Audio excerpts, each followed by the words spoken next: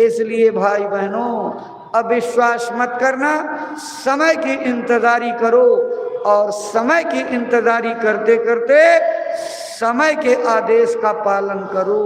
समय आ जाएगा, चुटकी बजाते परिवर्तन होगा। लेकिन आपको बचाने की जो मुहिम चल रही है, आपको बर्बादी में जाने से बचाने के लिए जो अभियान चल रहा है, इसमें अगर सेवा पानी नहीं किए, इसमें अपने तन मन धन को नहीं लगाया, तो बचाने वाला फार्मूला फेल हो जाएगा और आप अपनी मर्जी से जबरदस्ती काल के दायरे में चले जाओगे। बचाने वाले का जाल काम नहीं करेगा। बचाने वाले का जाल तभी काम करेगा जब बताई हुई बात के अनुसार चलोगे।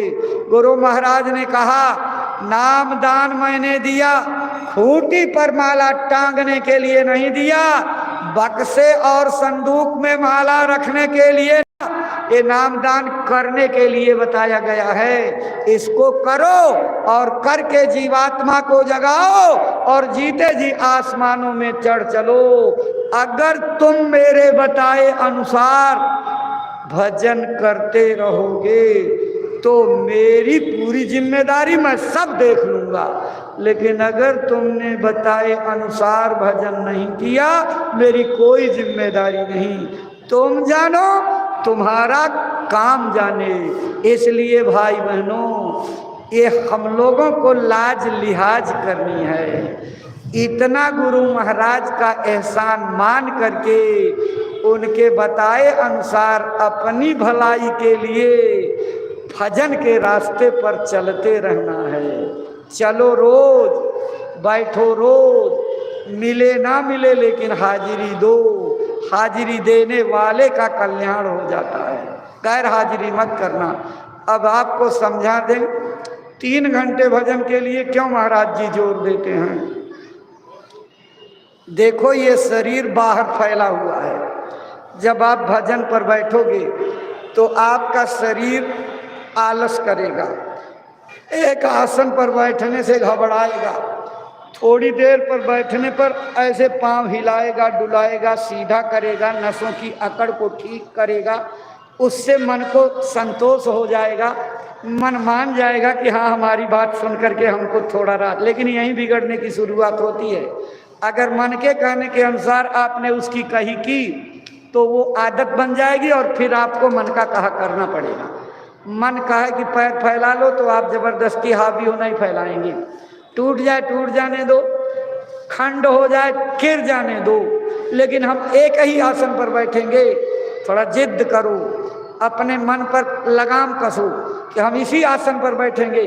और आसन मारी अडिग होई बैठे, यही भजन की रीत। जब आप आसन बदलोगे तो ध्यान भंग हो जाएगा, भजन खत्म।